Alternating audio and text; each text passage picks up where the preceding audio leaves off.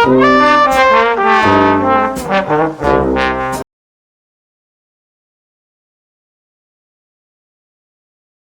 is a story about a night that changed everything. It's a story about a college student alone in their apartment and an encounter so unsettling, so deeply violating, that it leaves a permanent scar. This isn't fiction. It's a chilling, personal account of a brush with true horror. It happened late one night, like so many terrifying stories do. The kind of night where the world outside feels distant, and the silence inside your own home feels absolute. That silence can be comforting, a blanket of peace. But it can also be fragile, easily shattered by something unexpected. On this particular night, the silence was broken by a sound that instantly put every nerve on edge. A knock, not a loud, confident rap, but something softer. Tentative almost, but unsettling in its very quietness. It was late. Who would be knocking at this hour? My heart started to beat a little faster. I was alone in the apartment. My roommates were out. The sound came again, the same soft, persistent tap. It felt wrong. Deeply, fundamentally wrong. Hesitantly, cautiously, I approached the front door. I didn't call out. I just moved towards the peephole, my hand hovering near the lock, ready to bolt it tighter if needed. I peered through the small, distorted lens. Standing on my doorstep was a man. He was wearing a hoodie, a bright, unmistakable red. The hood was pulled low, casting a deep shadow that completely obscured his face. I couldn't see his eyes, his nose, nothing of his features. Only his mouth was visible. And it was curved into a smile, but not a friendly smile. It was wide, unnatural, stretched taut across his face. It was a disturbing, nightmarish grin that sent a shiver down my spine. It felt predatory, wrong. Every instinct screamed at me not to open the door. I didn't hesitate. I wouldn't. I stayed rooted to the spot, staring through the peephole at that horrifying smile. I finally found my voice, calling out through the thick wood of the door. "Who's there?" I asked, my voice trembling slightly despite my effort to keep it steady. There was no answer. The man just stood there, silent, unmoving, that smile fixed on his face. He didn't speak. He didn't move closer. He just existed on the other side of the door, a silent, smiling figure in red. Then he knocked again, the same soft, unsettling tap. It was a confirmation. He knew I was there. He knew I was looking at him, and he was still there. I backed away from the door, my eyes still fixed on it as if the wood itself might give way. My mind raced. What did he want? Why wouldn't he speak? That smile. It was burned into my mind. It wasn't human. My hand fumbled for my phone. I needed to call someone. Anyone. My fingers dialed my roommate's number, hoping they were on their way back, hoping they could offer some reassurance, some help.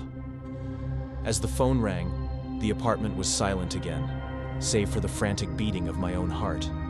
But the silence didn't last. While the phone was still ringing, waiting for my roommate to pick up, I heard it. A sound that froze the blood in my veins. A soft, distinct click. It was the sound of a lock disengaging, a door unlocking. My mind immediately went to the back door. We had a back entrance, less secure than the front. A wave of pure, unadulterated panic washed over me. He wasn't just at the front door. He was trying to get in. I hung up the phone without a word, the call connecting just as I did. There was no time to explain. I had to move. I sprinted through the apartment, my eyes wide, my breath catching in my throat. I had to get to the back door. As I rounded the corner, I saw it. The back door, which I was certain I had locked, was slowly, silently swinging inward. Just a crack at first, then wider. Someone was opening it from the outside. Terror propelled me forward. I reached the door in an instant, slamming my body against it with all my might. The heavy wood hit the frame with a thud. My hands fumbled for the lock, the deadbolt, anything to secure it. I threw the deadbolt home, the click echoing loudly in the sudden stillness. My legs felt like jelly. I leaned against the locked back door, gasping for breath, listening. Was he still there? Had he gotten inside? I strained my ears, hearing only the pounding of my own pulse. I knew I couldn't handle this alone. I grabbed my phone again, my fingers shaking as I dialed the emergency number. I explained, stumbling over my words, about the man at the front door, the smile, the back door unlocking.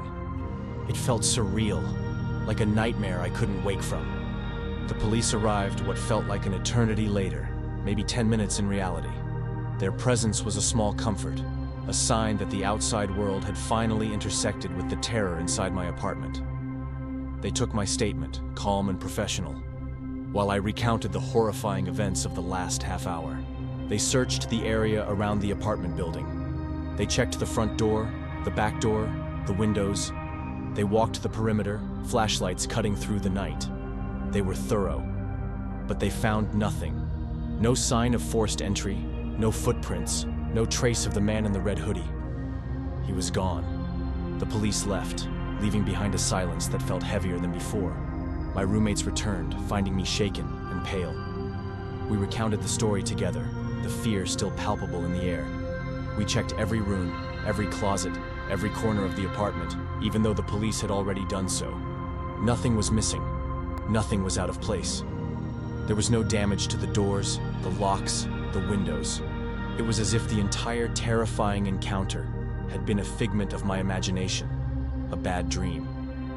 But I knew it wasn't. The memory of that smile, the sound of that click, was too real.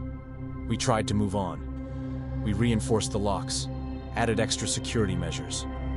We talked about it constantly at first, then less and less, trying to push the memory away, to pretend it hadn't happened. But the feeling of being watched, of being unsafe in our own home, lingered. Weeks passed. The initial shock began to fade, replaced by a dull anxiety that hummed beneath the surface of everyday life. I was scrolling through social media, through online forums, trying to distract myself, trying to feel normal again. Then I saw it. A post on a popular online forum, the kind where people share strange or unsettling experiences. The title caught my eye immediately. It read, "Does anyone recognize this man?" My blood ran cold. Beneath the title was an image. It was blurry, low resolution, clearly taken in poor lighting, but there was no mistaking it.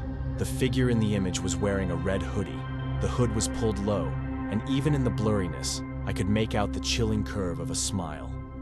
It was him, the man from my doorstep. I clicked on the post, my hands trembling again. I read the accompanying text, my eyes scanning the words, piecing together a horrifying pattern. The person who posted it described a similar encounter, a man in a red hoodie appearing unexpectedly. But the comments below the post were even worse. Other people had seen him. Other people had experienced strange, unsettling incidents involving this same figure. And as I read on, the true nature of his activities became terrifyingly clear. He wasn't a burglar looking for valuables. His motive wasn't theft. His pattern was far more sinister. He would break into homes, not to steal, but to simply be inside while the residents were present. And the most disturbing detail of all, he would take photographs. Photographs of people while they were sleeping. My breath hitched in my throat. It was him. The man who had knocked on my door, the man who had tried to open my back door, was this same individual. This wasn't a random, isolated incident. I had been targeted. The online community, sharing their terrifying experiences, had helped piece together his activities. The authorities were eventually alerted, and thankfully, this man was apprehended. The details that emerged after his arrest were even more disturbing than the online posts suggested. When the authorities examined his phone, they found hundreds, perhaps thousands of photographs. Photos taken inside people's homes, photos of unsuspecting individuals. And among them, they found a photo that made my stomach clench with a cold, sickening dread. It was a photo of me. I was asleep in my own bed. The angle of the photo, the background confirmed it.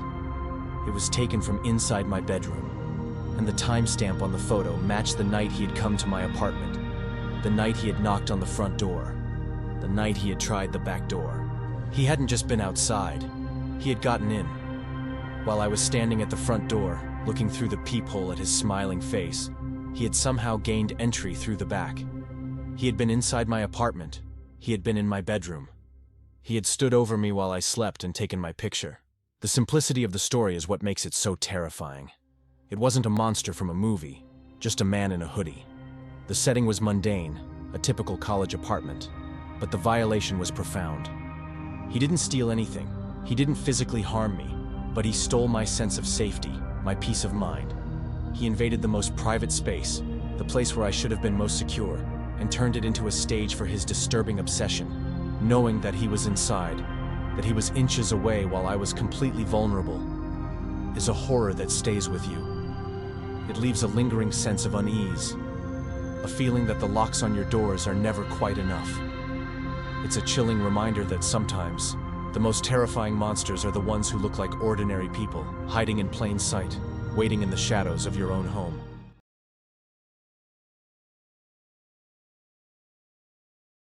The drive had been long, the kind that stretches the world thin around you until nothing exists but the ribbon of asphalt ahead. I was heading to a small town in Arizona, a place I'd never been, for a job interview I desperately needed. As dusk settled, the desert air grew cool, and the isolation felt heavier. I knew I couldn't make it all the way in one go. A roadside motel appeared like a mirage in the fading light. It was a single-floor, U-shaped structure, the kind you see in old movies. The paint was faded, peeling in strips like sunburnt skin. A neon sign flickered erratically, buzzing a tired welcome. I pulled into the empty parking lot, the gravel crunching under the tires. The office door was marked by a similar flickering sign. I stepped inside, the air thick with the smell of stale cigarettes and something else I couldn't quite place. Behind the counter sat an older man. His face was a roadmap of wrinkles, and his eyes were a disturbing shade of yellowed white. He didn't smile. He slid a registration card across the counter without a word. As I filled it out, he cleared his throat. A dry, rasping sound. "Just so you know," he said, his voice low and gravelly. "You might hear some noise from room 105. He gestured vaguely down the corridor. "Don't worry about it. Just keep to yourself." His yellow eyes seemed to linger on mine for a moment too long. I nodded, trying to appear unfazed, though a knot had already begun to form in my stomach. He handed me a key, the metal cool and heavy in my palm. Room 104. I found the door easily enough. It was just one door down from the one he'd mentioned. As I inserted the key and turned the lock, an immediate feeling washed over me. Something was profoundly wrong. The air inside room 104 was heavy and still. It smelled distinctly of mildew, damp and earthy. But beneath that, there was another scent, faint but metallic, like old blood or rust. I dropped my bag by the door, the sound echoing in the small space. The feeling of unease didn't dissipate. It clung to me like the musty air. I checked the locks, glanced around the sparse room. A single bed, a worn armchair, a small television on a dusty stand. Everything felt old, neglected, and somehow watchful. Despite the long drive, sleep didn't come easily. The silence of the desert night pressed in, amplifying every creak of the old building. I lay awake for what felt like hours, the manager's warning replaying in my mind. "Keep to yourself. Don't worry about the noise." What kind of noise required a warning? And why shouldn't I worry? The questions circled in my head, unwelcome companions in the dark. The metallic smell seemed stronger now, or perhaps it was just my imagination. I pulled the thin blanket tighter around me, trying to shake off the growing sense of dread. The room felt cold, colder than the desert night should have made it. A shiver ran down my spine, unrelated to the temperature. It was a primal chill, the kind that whispers of unseen things. I closed my eyes, willing myself to sleep. The interview was tomorrow. I needed rest. But the silence felt charged, expectant, as if waiting for something to break it. And then it did. I woke abruptly, my heart pounding against my ribs. The digital clock on the nightstand glowed a faint red, 2 a.m., the exact middle of the night. The sound that had woken me came from the wall connecting my room to the next one, room 105. It was a loud, forceful banging, not rhythmic, but sharp and violent. It sounded like someone hitting the wall with their fists, hard, again and again. My initial thought was a domestic dispute, maybe someone drunk and angry. But the banging didn't stop. It continued, relentless, growing faster and harder. There was a frantic quality to it now, a desperation that chilled me. It wasn't just anger. It sounded like someone was trying to break through the wall, or break something on the other side. The force behind each impact seemed to increase. My breath hitched in my throat. This wasn't just noise. This was a struggle. A desperate, violent struggle happening just feet away from me. I swung my legs out of bed, my bare feet touching the cold, gritty floor. The banging intensified, a frantic, percussive assault on the thin wall. Driven by a mix of fear and a growing sense of alarm, I crept towards the connecting wall. I pressed my ear against the cool, rough surface, straining to hear over the din. The banging paused for a second, replaced by a different sound. A voice. It was muffled by the wall, but undeniably human. It was a woman's voice, and she was screaming. Not in pain, not exactly, but in sheer, unadulterated panic. Her words were distorted, but the terror was clear. Then the banging started again, but interspersed with her cries. I pressed harder against the wall, trying to make out her words. Through the muffled sounds, I heard them, desperate, pleading words. "Let me out!" she screamed, her voice raw with terror. "Please, someone help me!" My blood ran cold. She was trapped, locked in, and she was begging for help, right next door. The manager's warning echoed in my ears. "Don't worry about it. Keep to yourself." How could I not worry? How could I keep to myself when someone was screaming for help just on the other side of this wall? My hands were shaking. I fumbled for my phone on the nightstand. I had to call the front desk. The manager had to know about this. He had to do something. I dialed the number listed on the motel's faded brochure. It rang and rang. No answer. I hung up and dialed again, my fingers trembling. Still no answer. The banging and the muffled screams continued, a horrifying soundtrack to the silent phone. Panic began to set in. The front office was just a short walk down the corridor. Maybe he was asleep. Maybe I had to go wake him up. I couldn't just stay here and listen to this. Pulling on my clothes quickly, my movements jerky with adrenaline, I grabbed my room key. I had to see what was happening. I had to get help. I slipped out of my room, the cool night air hitting my face. The corridor was dimly lit by sparse, buzzing lights. The sound from room 105 was still audible, though slightly fainter now that I wasn't pressed against the wall. I crept towards room 105, my heart hammering against my ribs. As I got closer, I could hear the woman's cries more clearly, though still distorted. I reached the door of room 105. What I saw stopped me dead in my tracks. There was no door handle, just two jagged holes where a handle should have been. It looked like it had been violently ripped off. My stomach lurched. I backed away slowly, my eyes scanning the rest of the room's exterior. The window. Maybe I could see something through the window. I moved towards the window, which faced the parking lot. As I got closer, I saw it. The window was boarded up. Not from the inside, like a condemned building. From the outside, thick planks of wood were nailed across it, sealing it shut. Nails driven deep into the frame, securing the boards firmly in place. It wasn't just boarded up, it was sealed, imprisoned. The realization hit me with the force of a physical blow. The woman wasn't just trapped inside. She was deliberately locked in. My stomach dropped completely. The banging, the screams, the ripped-off handle, the boarded window. It all clicked into place with sickening clarity. This wasn't a domestic dispute. This was something far, far worse. And it was happening right next door. I stumbled back, my mind reeling. The manager's words came back to me again. "Don't worry about it. Keep to yourself." He knew. He must have known. A wave of pure terror washed over me. I wasn't just a witness. I was staying in the room right next to a place of horror. I had to get help. I had to tell someone. The manager was the only person here. Despite the dread he inspired, he was my only option. Turning on my heel, I ran. I ran down the corridor, across the gravel parking lot, towards the flickering neon sign of the office. I reached the office door, my lungs burning, my legs aching. The door was locked, the lights inside dim. I could see the manager's shape slumped in a chair behind the counter. I started banging on the glass door, hard and frantic. "Hey, open up, please!" My voice was hoarse, barely a whisper. I kept banging, louder now, desperate to get his attention. The sound of my fists on the glass seemed deafening in the quiet night. Finally, the manager stirred. He slowly rose from his chair, his movements stiff. He shuffled towards the door, his face a mask of annoyance. He unlocked the door and opened it just a crack, peering out at me with those unsettling yellow eyes.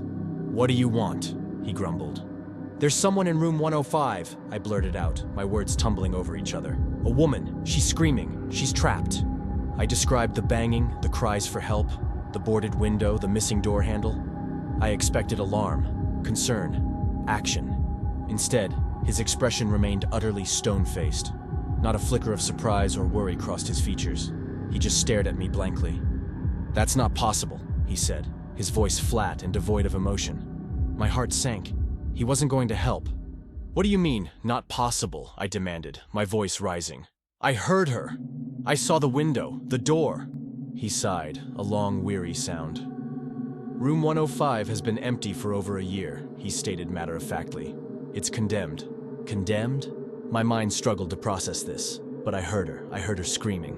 "Why is it condemned?" I asked, though I wasn't sure I wanted to know the answer. His yellow eyes seemed to bore into mine.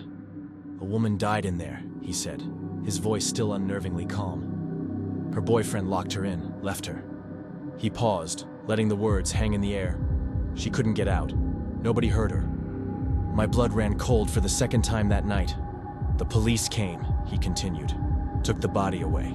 The room was never reopened," he finished. "Sealed it up. Nobody's been in there since." He looked at me, his expression unreadable. "So, you couldn't have heard anyone in there? It's empty." He started to close the door. "Now, if you'll excuse me, I need to get back to sleep. And remember what I said. Keep to yourself."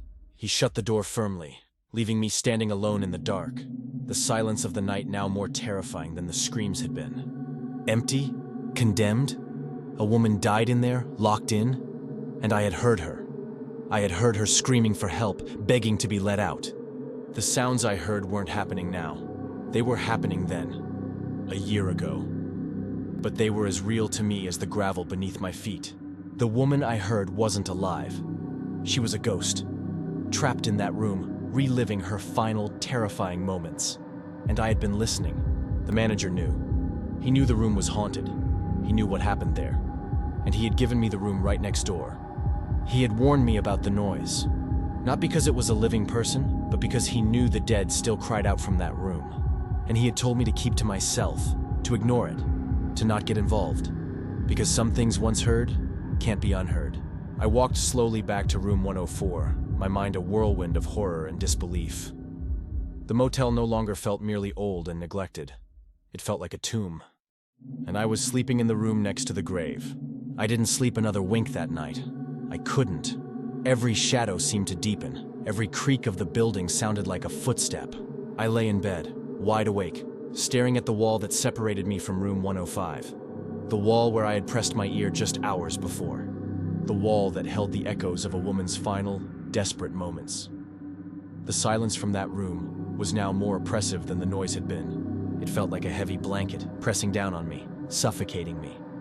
I kept expecting to hear something, anything, but there was nothing, just the silence. I watched the digital clock on the nightstand. The minutes ticked by agonizingly slowly. 3 a.m., 3:15 a.m., 3:30 a.m. At precisely 3:33 a.m. it happened. It wasn't a scream this time. It wasn't a bang. It was a whisper. It came from the wall, faint but clear, as if someone was standing right on the other side, speaking directly to me. It was the woman's voice, the same voice I had heard screaming earlier. But now it was low, intimate, and chillingly calm. And it spoke my name, or rather, it spoke to me directly. "You heard me," the whisper slithered through the air. "Didn't you?" My blood froze in my veins. It knew I had heard. It knew I had listened. It wasn't just an echo, it was aware. I didn't move. I couldn't. I just stared at the wall, the whisper hanging in the air like a cold mist. The silence returned, but it was different now. It was knowing.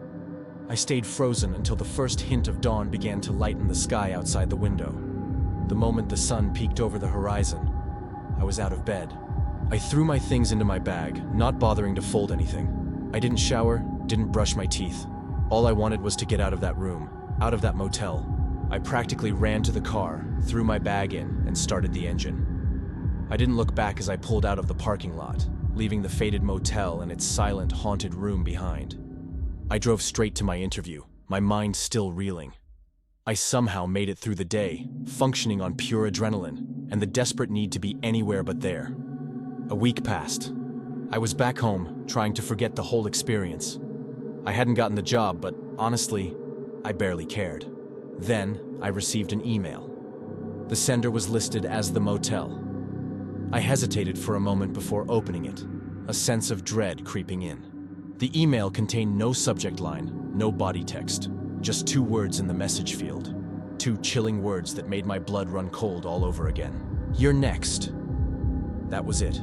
Nothing else. Just that simple, terrifying message. I stared at it, my hands shaking. I never responded to the email. I deleted it immediately, trying to erase it from existence. But the words were burned into my mind. Sometimes, in the dead of night, when the house is silent and the world outside is still, I hear it. A faint sound, carried on the wind, or perhaps just in my head. It's the woman's voice. No longer screaming, no longer whispering my name. Now, it's begging. Begging me to open the door. Begging me to let her out. And sometimes, I feel a chilling presence. Waiting. Waiting for me to make a mistake. Waiting for me to open the wrong door. Waiting for me to become the next one trapped. The feeling of being watched never truly leaves me. The silence of the night is no longer peaceful. It's filled with the potential for that whisper, that plea. I heard her. And now, she knows. And she's waiting. Waiting for me to join her in the silence behind the wall. Waiting for me to be next.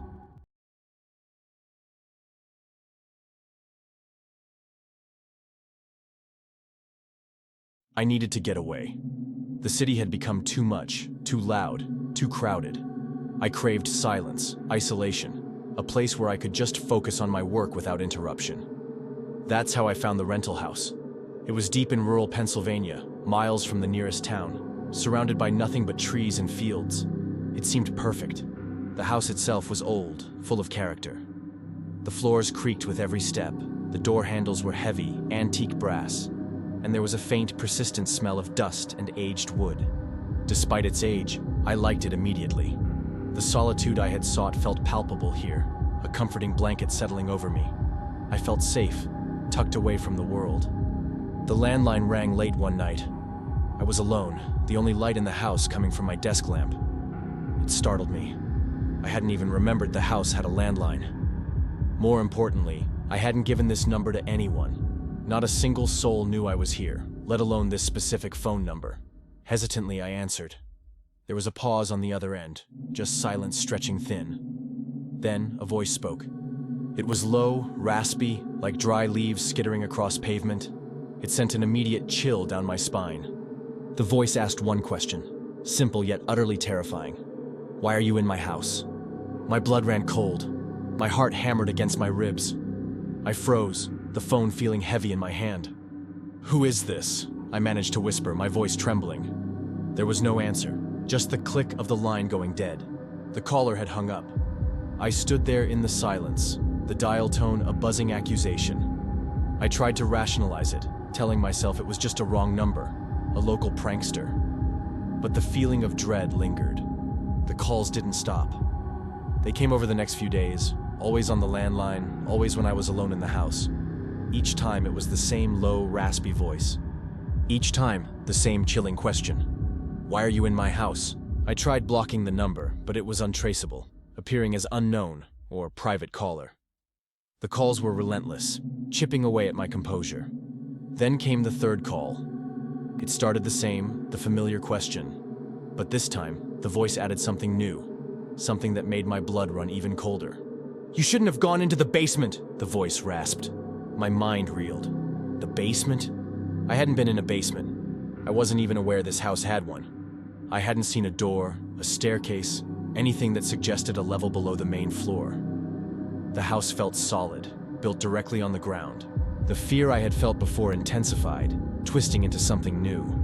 It was terror, yes, but also a strange, morbid curiosity. What basement was he talking about?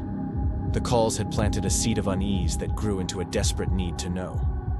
I started searching the house, room by room, looking for anything I might have missed. I checked closets, behind furniture, tapping on walls. I felt ridiculous, but the voice's certainty about the basement was unnerving. My search led me to the kitchen, specifically to a large old storage shelf built into the wall. It seemed permanent, part of the house's structure, but as I examined it closer, I noticed a faint line, a seam in the wood behind the shelf. With trembling hands, I pushed against it. It wasn't a wall. It was a door, cleverly hidden, almost invisible. It swung inwards silently. Behind the door were steep, narrow wooden stairs leading down into darkness. A wave of cold, damp air rose to meet me. This was the basement, the one the caller had mentioned. My heart pounded, a frantic drum against my ribs. I descended the stairs slowly, the wood groaning under my weight.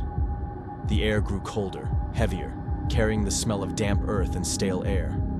The room at the bottom was small, just a single space with low ceilings. It was bare, the floor just packed dirt. It seemed empty at first glance, but then I saw them. 2 items, pushed against the far wall. The first was an old, stained mattress, lying directly on the dirt floor. It looked worn, like it had been used for a long time. The second item, lying on the mattress, made my breath catch in my throat. It was a cordless phone handset. It was off the hook. As I stared at the phone, a sound cut through the silence of the basement. The house phone upstairs began to ring. It was the landline, the one that had been receiving the calls. I scrambled up the stairs, my legs shaking, and snatched the receiver. My hand was slick with sweat. I brought the phone to my ear, dreading the voice I knew would be there. It was him, but this time, the voice wasn't just low and raspy. It was a whisper, barely audible, yet it sounded closer than ever before. It sounded like it was coming from inside the house. The whisper was slow, deliberate, dripping with menace. "You found it," it breathed. Then, the final words, the ones that shattered my last shred of composure. "Now I can come up." Terror, pure and absolute, washed over me. It was like a physical blow stealing my breath. I slammed the phone down, the sound echoing in the sudden silence. I didn't hesitate. I grabbed my keys from the hook by the door, not bothering with anything else. My car was parked outside, my only escape. I ran out of the house, not looking back, fumbling with the lock, starting the engine with shaking hands. I sped down the long, dark driveway, leaving the house and whatever was inside it far behind. I drove for hours. The image of the hidden door and the phone in the basement burned into my mind. I didn't stop until I reached a friend's place, collapsing on their doorstep, incoherent with fear. The next day, my friend convinced me to call the police. They took my statement, their faces skeptical but professional. They agreed to check the property. A few hours later, they called me back. They had found the hidden door, the stairs, and the basement. They confirmed the 2 items were there, the old mattress and the cordless phone handset. And they found something else, fresh footprints in the thick dust covering the basement floor. The footprints led from the mattress directly to the base of the stairs. Someone had been down there recently. It confirmed my worst fears. Someone had been in the basement. But the full, horrifying truth wouldn't come for another 2 weeks. The police contacted me again, their tone different this time, serious and unsettled. They had investigated the phone calls. What they discovered was impossible, yet undeniable. The landline number I had been receiving calls on had been inactive for years. It was a deadline. The calls hadn't come from outside the house, routed through the phone network. They couldn't have. The calls had originated from another phone inside the house. The cordless phone I found in the basement was part of the house's internal phone system. It was still active, still connected to the landline base upstairs. The voice on the phone, the one asking why I was in his house, hadn't been calling from miles away. It had been calling from just below my feet. Someone had been living in that hidden basement, secretly, silently. They had been there the entire time I was in the house, listening, waiting. The realization is a cold, heavy weight that never leaves me. The solitude I sought became a cage I shared unknowingly. The house wasn't just old and creaky, it was occupied. And the caller wasn't outside trying to get in. He was already inside.